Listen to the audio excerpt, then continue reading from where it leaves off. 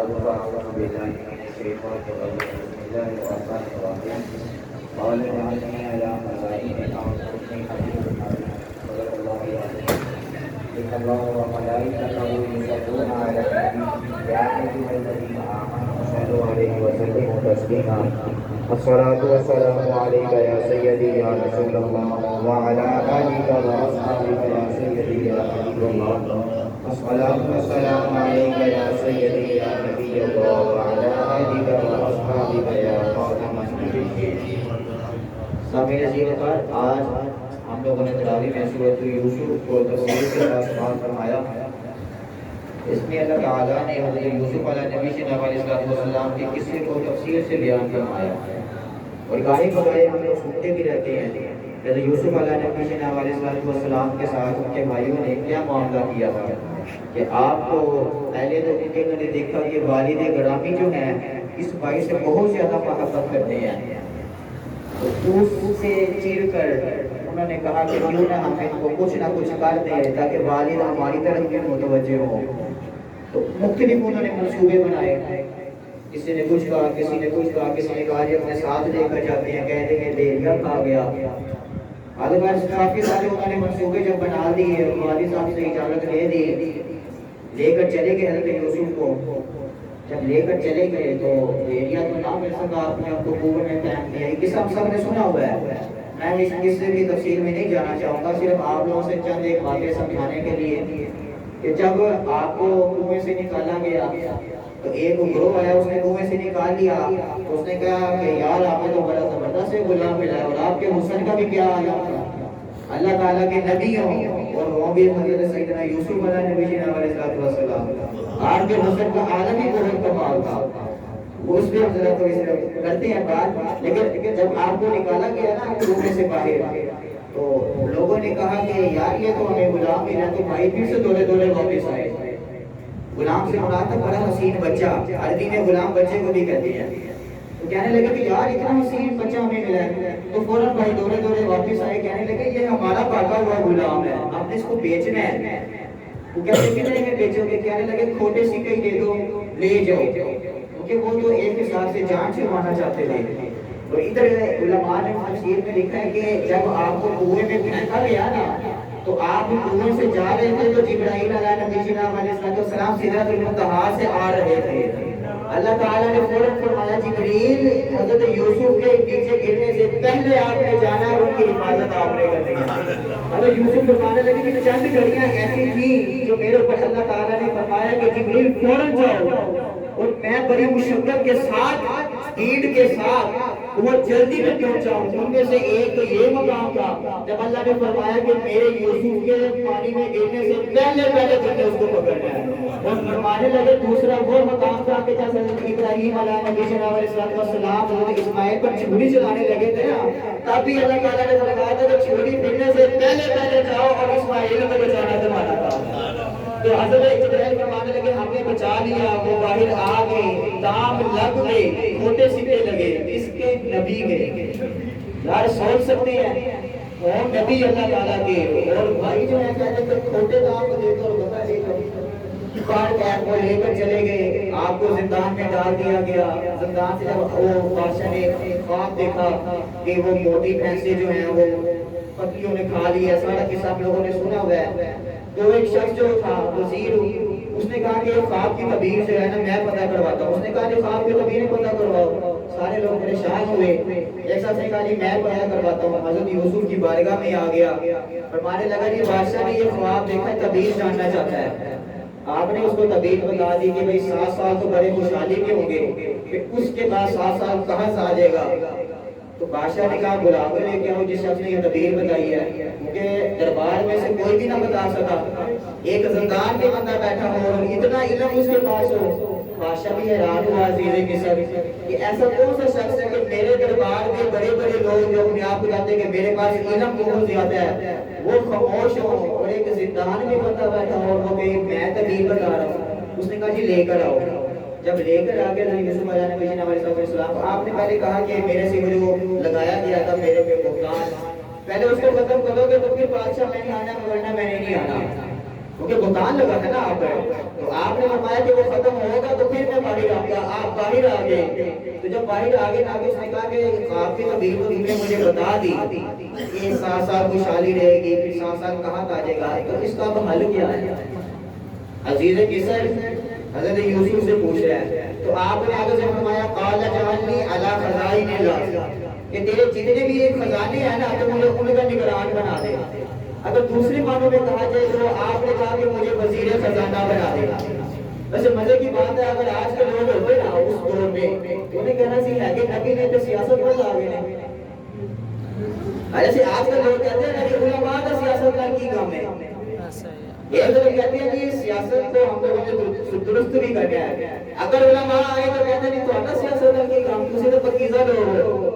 اور یار آپ لوگوں نے دیکھ سیاست اتنی گندی ہے کہ علماء جو اس طرف نہیں آ سکتا۔ اگر اتنی جگہ گندی ہے تو علماء کو آنے تو دو اس کو صاف کریں۔ اب حضرت یوسف علیہ السلام نے خود سے فرمایا کہ مجھے وزیر خزانہ بنا، پھر میں یہ سارے کام تیرے کر کے دکھاؤں گا۔ وہ بھی اگر ہمارے جیسے لوگ ہوتے ہیں نا واقعی میں نے اعتراض کر دینا تھا جیسے آج لوگ آ رہے ہوتے ہیں۔ اب دیکھا جائے سیاست سے کام اگر ہم کہیں نا، علامہ اقبال نے اسی لیے کہا تھا کہ اگر دین جدا ہو سیاست سے تو رہ جاتی ہے چنگیزی۔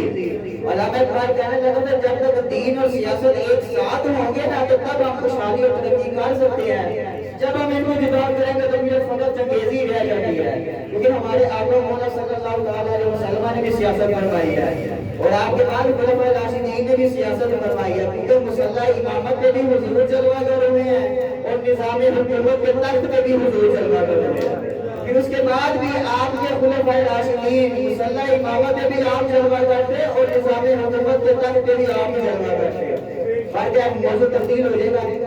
اب نبی کی قیمت لگی تھی، چار پہ بیان میں نے کیا کہ بھائیوں نے کہا کہ چھوٹے دام بھی دے دو۔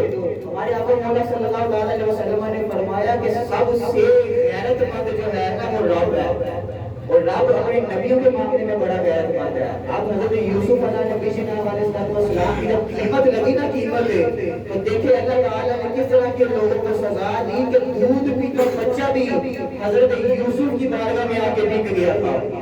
جب وہ 7 سال تو خوشحالی کے گزر گئے، 7 سال خوشحالی کے گزر کے بعد میں کہاں کر گیا، لوگوں نے 1 سال گزارا کیا، 2 سال گزارا کیا، ہر طرف سے لوگ کہاں میں مار کے کہیں پر بھی گلہ نہیں ہے، کھانے پینے کا سامان نہیں ہے۔ سب سے خبر ملتی یار مصر کے پاس سے گلہ موجود ہے، لوگ جاتے وہاں پر اپنا دوسرا سامان گرگی رکھواتے اور سامان گلہ کھانے پینے کا لے کر آ جاتے۔ جب سامان ختم ہو گیا تو بندوں نے اپنے بچے جو ہیں گرگی رکھنا شروع کر دیے۔ مفسرین فرماتے ہیں یہ ہے اللہ تعالیٰ نے جو اپنی غیرت کا اظہار فرمایا نا کہ میرے نبی کی صرف قیمت لگ جائے بازار کے اندر تو میں پھر اپنے نبی کی بارگاہ میں دودھ پیتے بچے کو بھی کرا دیتا ہوں۔ جب تک دودھ پیتا بچہ بھی آگے میرے نبی کی بارگاہ میں فروخت نہ ہو جائے تو میری غیرت کا سکون نہیں آتا کہ اے نبی آپ کی قیمت لگ جائے بازار میں۔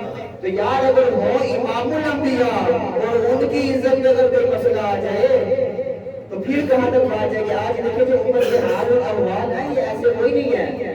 اگر فقط وہاں پر قیمت لگے تو اللہ تعالیٰ ساری قوم کو بیچ دے، اور آج ہم حضور کے خاکے بھی بنے اور خاموشی سے بیٹھے رہے تو ہم بچ سکتے ہیں یار؟ کبھی سوچیں بھی تو صحیح نا، اپنے ذات سے نکل کر سوچے دین کے بارے میں۔ تو حضرت یوسف علیہ السلام آپ کو جو حسن ملا تھا اس کی کیا ہی بات ہے۔ آپ لوگوں کو قصہ سنا ہوگا نا کہ وہ جب زلیخا کے دربار میں آئے تو عورتیں بیٹھی ہوئی تھی، فرمانے لگے زلیخا کیا دیکھ لیا ایسا؟ فرمانے لگے تم ٹھہرو میں بلاتی ہوں یوسف کو، اس کا حسن دیکھو گے تو معلوم ہو جائے گا۔ جب دیکھا تو حدیث قرآن پاک کی آیات ہے کہ میں نے اپنی انگلیوں کو کاٹ لیا تھا۔ یہ ایسا آپ کا حسن تھا کہ جب دیکھا تو انگلیوں کو کاٹ لیا اور معلوم بھی نہ ہوا کہ انگلیاں کٹ گئی ہیں۔ پھر ہمارے بزرگوں نے دیکھے کہا کہ یہ تو یوسف علیہ نبی جناب علیہ السلام کے حسن کا عالم ہے تو امام الانبیاء کے حسن کا عالم کیا ہوگا؟ یہ کہتے ہیں کہ حسن یوسف نے کٹی انگشت ذرا، اس نے یوسف نے کٹی مصر سے انگشت ذرا، وہ تیرے نام پہ سر کٹاتے ہیں مردانے اگر فرمانے لگے وہاں پر تو اگر کٹی نہ انگلیاں تو ایک دفعہ کٹی اور انجانے میں کٹی، لیکن جب حضور کے حسن کو ان لوگوں نے دیکھا اور حضور کا دیدار کیا تو پھر عورتیں نہیں بلکہ مرد تھے कदमे कदमाते रहे हैं। अल्लाह अकबर। नारे रिसालत, नारे तहकीक। सुभान अल्लाह। जो कि हमारे बहुत अर्थ हो यार, वो भी अरब के मारे, और हुजूर का हुस्न देखकर फिर अपने आप की गर्दनों को ऐसे कदमाए कि हजरत अनस बिन नदर रज़ी अल्लाह ताला अन्हु ग़ज़वा उहद के मौके पर आता है कि जब आप लड़ रहे थे ना, आपने ऐसे आगे आगे आगे ना हुजूर के ऊपर पैरा दिया, फिर जब आप शहीद हो गए तो आपकी लाश पहचानी नहीं जा रही थी, आपका कीमा कर दिया गया हुआ था। और आपकी जब लाश मुबारक थी, किस तरह पहचानी गई कि आपकी उंगलियों के पोरों से पहचाना, घर वालों ने पहचाना कि अनस बिन नदर की लाश मुबारक है।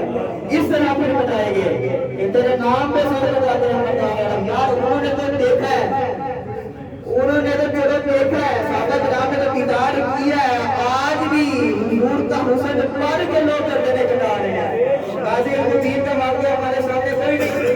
गाजी अल-मदीन से कहा भी गया कि अगर मुकर जाओ, कहने लगे नहीं, हुजूर का दीदार करना है, फांसी का फंदा चूम लेना है, क्योंकि तेरे नाम पे सर कटाते हैं। ये नहीं कहा गया कि कटा दिया, कहते हैं कि आज भी हुजूर के नाम के ऊपर कटा देते हैं, हुजूर के साथ बराबर वाला है।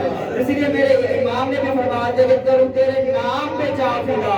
हुजूर आपका हुस्न तो बराउल मरा है, आपकी जात बराउल मरा है, हुजूर आपके नाम पे जान कुर्बान करने को दिल करता है। इतना हसीन और जमील नाम है हुजूर, इतना बहुत बड़ा नाम है कि अल्लाह ताला आपका नाम खुद रख रहा है। हुजूर ने फरमाया कि मेरा मोहम्मद नाम जो है आसमानों पर रखा गया है, कि अल्लाह ताला खुद रख रहा है। हुजूर करूं तेरे नाम पे चाहूंगा, और फिर नमाज से एक जा तो जहां फिदा, तो जहां से भी नहीं जी पाया, करूं क्या करोड़ों जहां बने। हुजूर अगर करोड़ों जहां भी हो जाए तो हम एक एक कर आपके नाम के ऊपर कुर्बान करने के लिए तैयार हैं। ये है हुजूर का हुस्न मुबारक। फिर हमारे उलमा ने ना एक और भी ना बड़ी जबरदस्त लेके फरमाने लगे कि हजरत यूसुफ का जो हुस्न था ना, हजरत यूसुफ का हुस्न वो मीठे की मानिदा है।